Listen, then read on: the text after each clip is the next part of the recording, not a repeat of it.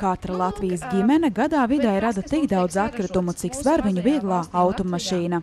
Daudzos gadījumos teju viss šis apjoms nonāk atkritumu noglabāšanas poligonā, kur par tiem būs jārūpējas mūsu nākamajām paaudzēm. Tāpēc, lai mazinātu atkritumu ietekmi uz apkārtējo vidi, biedrība Homo Ecos aizsākusi kampaņu "Nav atkritumu, ir jaunas iespējas". Diemžēl Latvijā ir tā, ka lielāko daļu mēs noglabājam poligonā. Diemžēl ir tā, ka pārstrādājam mēs salīdzinoši mazu daļu. Mēs no plasmasas pārstrādājam tikai PET un vēl vairākus plasmasas veidus, bet visu pārtikas iepakojumu nepārstrādā šobrīd. Un kas ir ļoti, ļoti liela masa no atkritumiem, tieši sadzīves atkritumiem, jo es tagad vairāk tā kā fokusēju uz mājsaimniecībām, jo uz to ir vērsts arī mūsu projekts. Kampaņas organizatori viesojušies 5 Latvijas pilsētās, tostarp arī Valmierā, lai kopīgi ar Ziemeļvidzemes atkrituma apsaimniekošanas organizāciju stāstītu cilvēkiem, kā iespējams samazināt poligonos noglabājamo atkritumu apjomu. Izrādās, Latvijā šobrīd 90% atkritumu nonāk poligonos un tikai 10% tiek otrais pārstrādāti. Savukārt Austrijā poligonos tiek noglabāts tikai 1% atkritumu. Aptuveni 30% viņi izmanto kā kompostu, kā bioatkritumus. Aptuveni 30% viņi izmanto kā otraizējās izeivielas, kā iepakojumu. Un aptuveni 40% viņi sadedzina.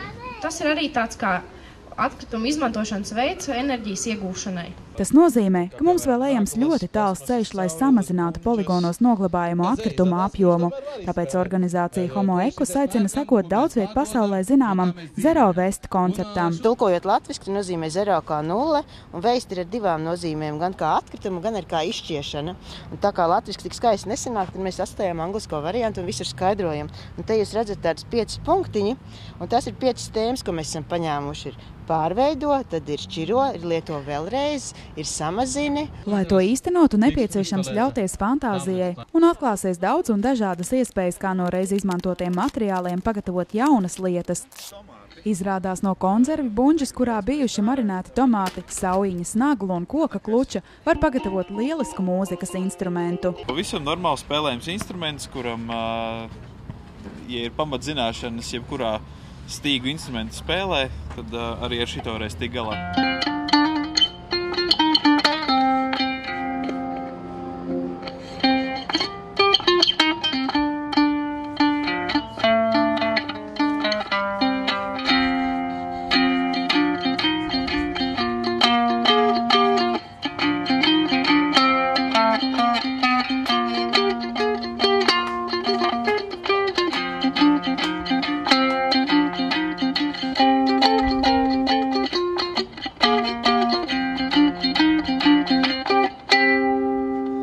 Savukārt no vecas ģitāras pamata un plasmasas caurules Andis ir izgatavojis basģitāru, kuras skanējums īpaši neatšķiras no dārga mūzikas instrumenta.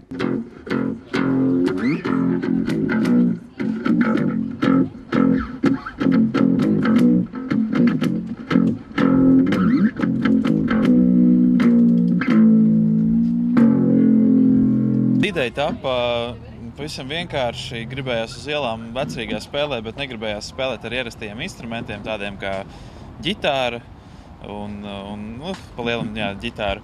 Mēs izdomājam, ka jātaisa kaut kas ir interesantāks un skatījāmies, kas ir pirmais, kas tā kā trāpās pa rokā. Un ne jau tikai mūzikas instrumenti var tapt no reiz izmantotām lietām. Tikpat labi no plasmasas pudeles var izgatavot puķu podu, zīmuļu turētāju vai podeņu garšaugiem.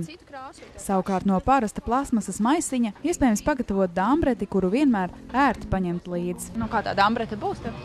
No plēves un sazīmē ar marķieri. Un kas būs? Skauliņi? Pudeļu korķi, 2 krāsas.